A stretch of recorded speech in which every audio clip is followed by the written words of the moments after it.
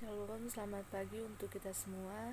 Perkenalkan, nama saya Bella Sofia Yogiman, NIM 2214201028 dari kelas A1 semester 3, jurusan Ilmu Keperawatan Universitas Pembangunan Indonesia Manado. Baik teman-teman, di kesempatan kali ini saya akan mempresentasikan tentang makalah keperawatan maternitas.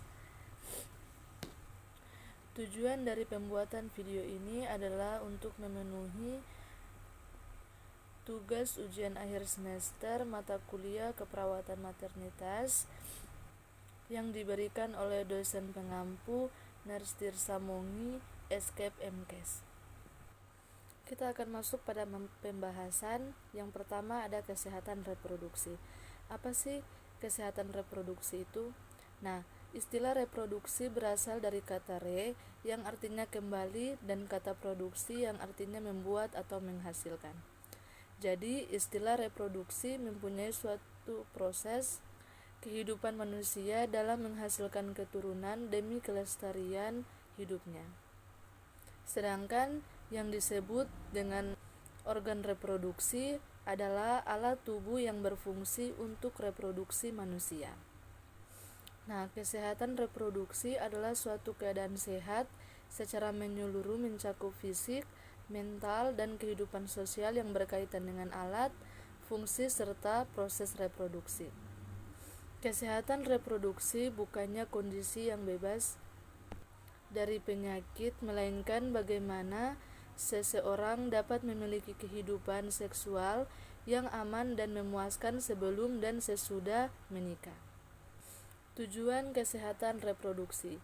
Yang pertama, tujuan utama. Tujuan kesehatan reproduksi yang utama adalah memberikan pelayanan kesehatan reproduksi yang komprehensif kepada perempuan termasuk kehidupan seksual dan hak-hak reproduksi perempuan sehingga dapat meningkatkan kemandirian perempuan dalam mengatur fungsi dan proses reproduksinya yang pada akhirnya dapat membawa pada peningkatan kualitas kehidupannya. Yang kedua, tujuan khusus.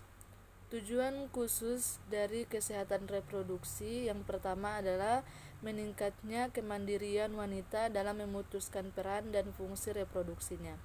Yang kedua, meningkatnya hak dan tanggung jawab sosial wanita dalam menentukan kapan hamil, jumlah, dan jarak kehamilan. Yang ketiga, meningkatnya peran dan tanggung jawab sosial pria terhadap dari perilaku seksual dan fertilitasnya kepada kesehatan dan kesejahteraan dan anak-anaknya. Faktor-faktor yang mempengaruhi kesehatan reproduksi. Banyak faktor-faktor yang mempengaruhi kesehatan reproduksi. Faktor-faktor tersebut secara garis besar dapat dikelompokkan menjadi 4 golongan yang dapat berdampak buruk bagi kesehatan reproduksi, yaitu yang pertama, faktor demografis atau ekonomi. Yang kedua, faktor budaya dan lingkungan.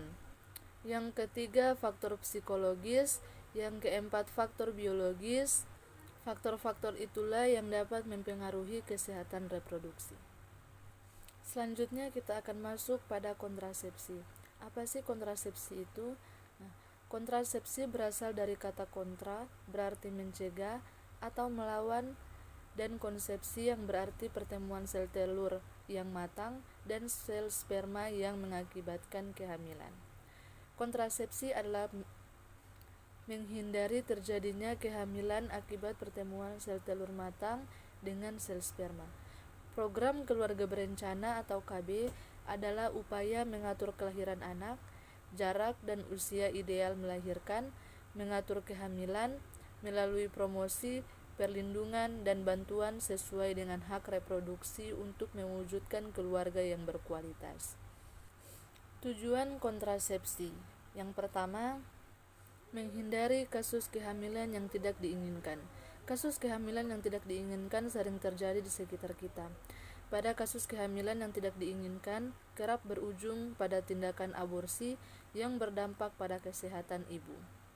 Yang kedua adalah membantu tumbuh kembang anak. Perencanaan kehamilan yang baik dapat membantu pertumbuhan anak. Anak akan dapat memperoleh kasih sayang dan perhatian yang lebih banyak dari keluarga orang tuanya. khususnya dalam masa tumbuh kembangnya. Yang ketiga, meningkatkan kualitas keluarga. Mengatur jarak atau jumlah kelahiran diharapkan dapat meningkatkan kualitas keluarga, khususnya kehidupan perekonomian keluarga.